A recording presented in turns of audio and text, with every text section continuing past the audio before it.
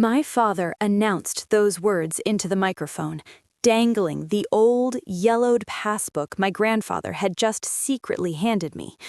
He didn't just mock it, he dropped the book straight into a bucket of melting ice and expensive champagne. As the crowd roared with laughter, I didn't scream, I didn't cry. I plunged my hand into the freezing water, ruining the lace of my wedding dress to save those wet pages, and I walked out of the ballroom without looking back.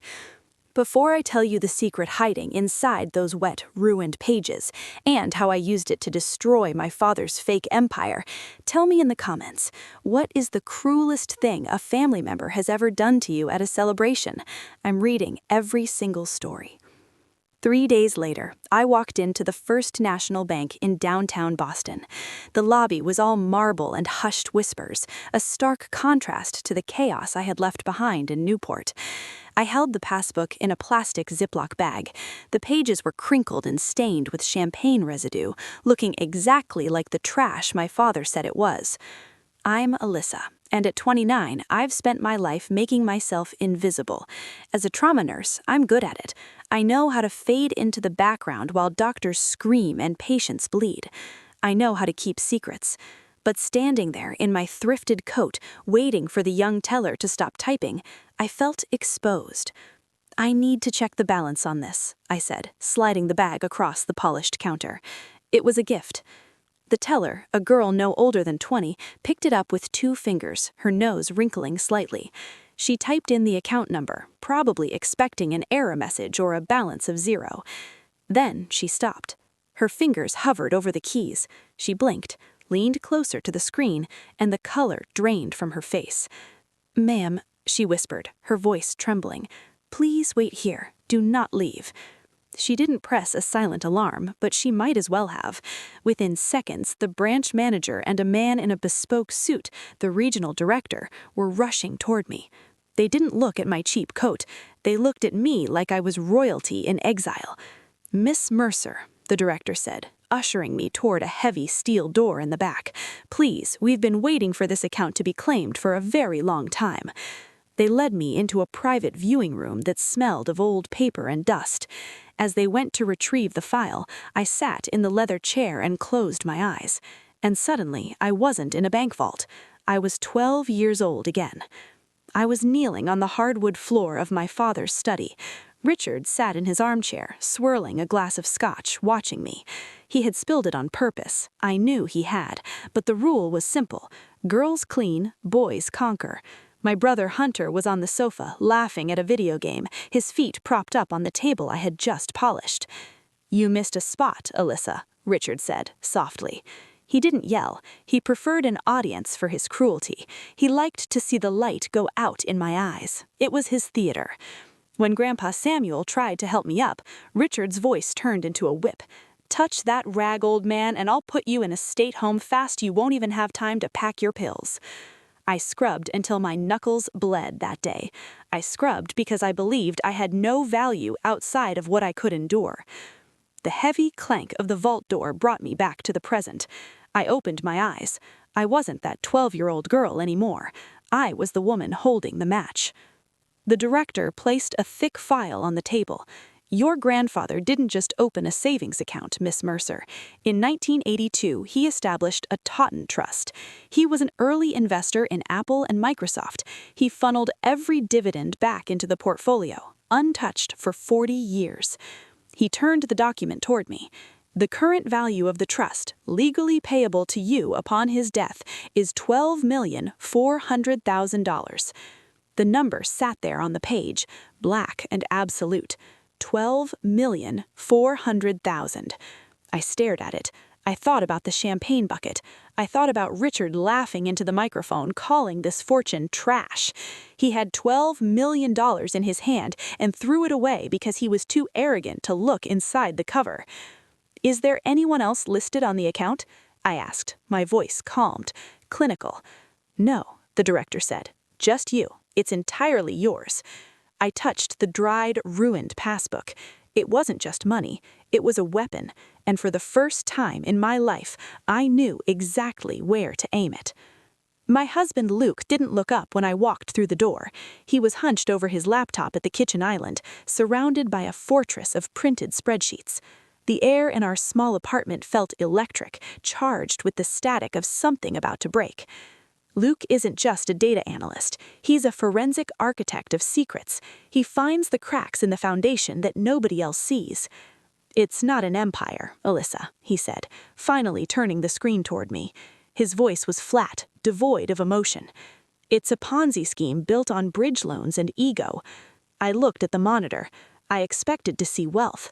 I expected to see the millions Richard bragged about at every charity gala and family dinner. Instead, I saw red. "He's insolvent," Luke said, tapping a document. "The mansion in Newport, foreclosure proceedings started 3 weeks ago.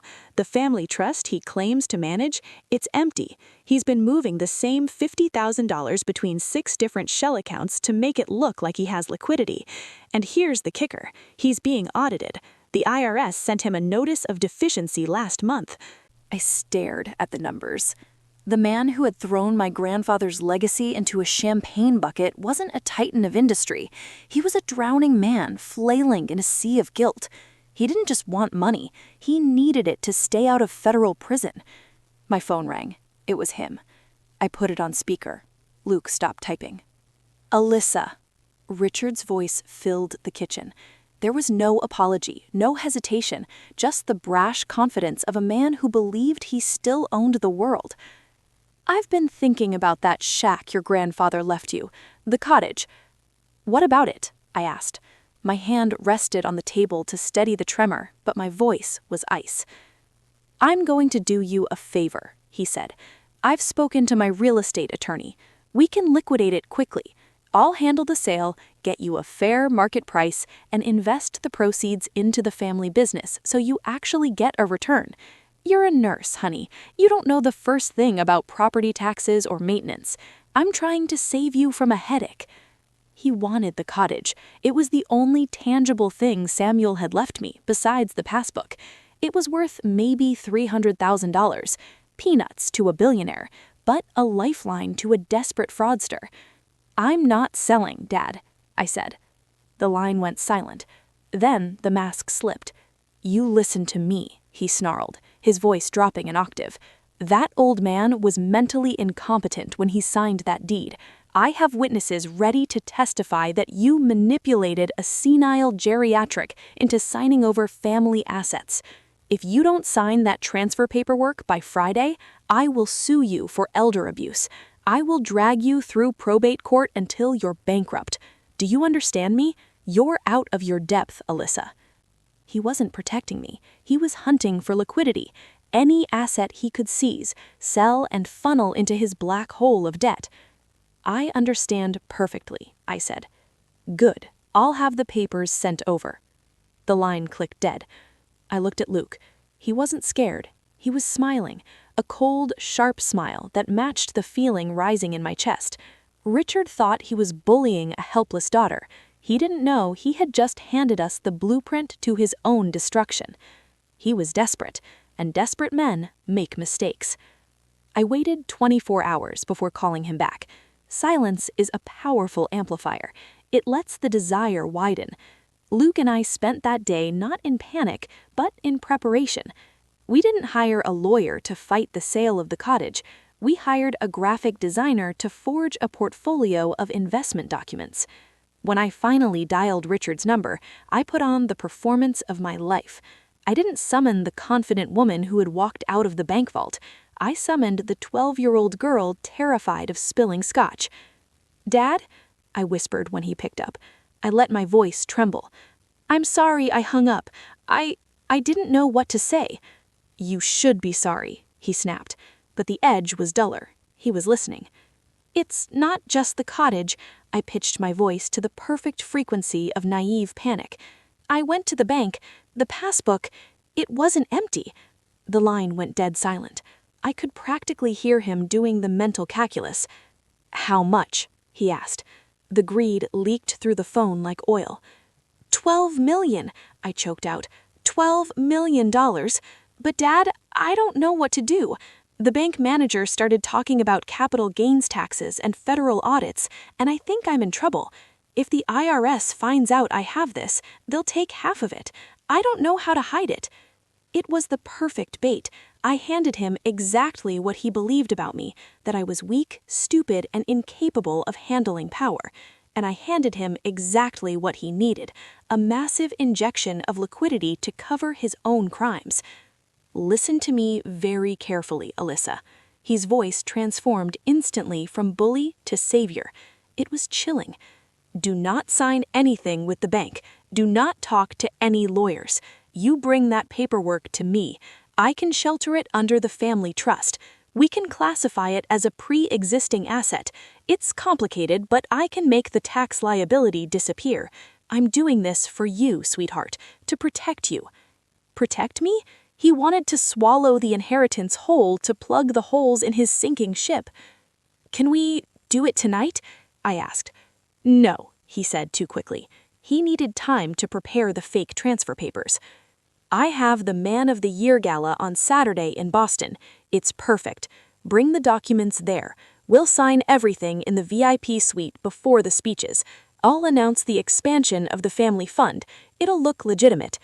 He wanted the audience. He wanted the glory of announcing a $12 million windfall as his own business genius. Okay, I said. Thank you, Dad. Thank you for fixing this. That's what fathers are for, he said. I hung up. I looked at Luke. The fear vanished from my face instantly. He took it, I said. Luke deliberately already printing the documents we would actually present. They looked exactly like the standard transfer forms Richard would expect. Same font, same headers. But the fine print wasn't a transfer of funds. It was an affidavit of sole liability. Richard thought he was reeling in a clueless daughter. He didn't realize he had just invited the executioner to his own party. The Man of the Year Charity Gala was held in the grand ballroom of the Fairmont Copley Plaza. Crystal chandeliers dripped light onto the shoulders of Boston's elite. It was a room full of old money, political power, and, in my father's case, desperate, clawing ambition. I arrived at 7:59 in the evening. I wasn't wearing the beige, sensible clothes Richard preferred me in. I was wearing a structured red dress that cost more than my car. I walked through the crowd, not around it. I saw Hunter near the bar, laughing too loudly, already 3 drinks deep. He didn't see me. He was too busy playing the role of the dolphin to a non-existent kingdom. Richard was at the front of the room, flanked by 2 senators. He looked radiant. It was the glow of a man who thought he had just pulled off the heist of the century, until he saw me approaching. His smile didn't waver, but his eyes narrowed. He excused himself and met me near the stage steps. "You're late," he hissed through his teeth, keeping his smile plastered on for the photographers. "Do you have it?" "I have it," I said. I held out the blue leather presentation folder. He snatched it from my hand. His greed was a physical force, vibrating off him like heat. "Is it all there?" he asked. "The transfer authorizations, the power of attorney, it's all there, Dad, just like you asked. It puts the entire $12 million under the control of the family trust. You just need to sign as the sole trustee to accept the assets." He opened the folder. He didn't read the clauses. He didn't check the definitions. He just saw the signature line. A smart man would have asked why the document was titled Affidavit of Historical Management and Sole Liability. A smart man would have wondered why the dates listed went back 20 years, linking him retroactively to every shell company listed in the appendix. But Richard wasn't smart. He was arrogant. He believed so fully in his own dominance that he couldn't conceive of a world where I was the threat. He pulled a Montblanc pen from his pocket. "You did the right thing, Alyssa," he said, scribbling his signature with a flourish. Finally, he handed the folder back to me, dismissive, already turning his attention to the podium. "Go find a seat in the back," he ordered. "I have an announcement to make." He bounded up the stairs to the stage. The room quieted down. The spotlight hit him. I didn't retreat to the back. I moved to the side, photographed the signature page, and hit send. 3 miles away, Luke received it, attached it to the whistleblower complaint we'd finalized days earlier, and uploaded it to the DOJ's secure portal. Moments later, Richard took the microphone. "Ladies and gentlemen," he announced proudly, "tonight we launch a historic expansion of the Mercer Family Foundation, a $12 million investment in this city's future." He was confessing in real time, in front of 500 witnesses. He claimed ownership of funds I had just tied to 2 decades of tax fraud. He thought he was unveiling his legacy. He was reading his own Miranda rights. My phone buzzed. Received. IRS confirmation code 99 Alpha. It's done. Richard was still smiling when the 60-foot LED screen flickered behind him. The foundation logo vanished, replaced by a Department of Justice seal stamped with red letters. Federal Asset Seizure in Progress, Case 8842. Applause collapsed into silence. Richard turned, confused rather than afraid. His mind was rejecting a reality that didn't match his script. That was his fatal flaw, not ignorance, but entitlement. He never believed someone he dismissed as insignificant could build a trap big enough to hold him. The ballroom doors burst open. 6 IRS CID agents swept down the aisle. "Richard Mercer," the lead agent ordered, "step away from the stage." Richard clutched the mic. "Do you know who I am?" "We do," the agent replied. "You're the sole trustee who signed an affidavit accepting responsibility for 20 years of unreported offshore accounts." Richard spun toward me. "She tricked me, my daughter!" "Save it for the grand jury," the officer said. Handcuffs snapped shut. Cameras flashed as he was led away, stripped of grandeur, reduced to a man in a rented tux. I thought it was over. It wasn't. I went to the VIP suite to retrieve my coat. The door slammed behind me. The lock clicked. Hunter stood there, sweating, purple-faced, frantic. "You ruined everything," he hissed. It was already ruined. The money never existed. He grabbed a serrated steak knife from the room service cart. This wasn't strategy anymore. It was raw instinct, the moment when the illusion of family collapses and desperation shows its teeth. Luke stepped in front of me. "Open the door, Hunter." Hunter lunged. Luke caught his wrist, twisted, and the arm snapped with a sickening pop. The knife skidded across the marble floor. When agents forced the door open moments later, my brother was sobbing, not from pain, but from irrelevance. That was 3 weeks ago. This morning, Newport smells like salt and fresh coffee. I'm sitting on the porch of my cottage. Mine. I fixed the roof, cleared the ivy, and made it a home. Richard was denied bail. His assets are frozen, his empire liquidated. Hunter took a plea deal to avoid jail time. No inheritance awaits him, only work. I strike a match and hold it to the affidavit. I watch it burn on the porch. I don't need it anymore. The IRS and DOJ already have everything that matters. This page was just the fear I used to carry, and now it's ash. Luke sits beside me, holding me a tablet. "The transfer trust is complete," he says. "It's all yours. What do you want to do with it?" I look at the ocean. $12 million. I say, "Nothing. Let it grow. I'm still a nurse, still Alyssa. The money isn't power, it's protection. Family isn't blood, it's who stands with you when the vault opens."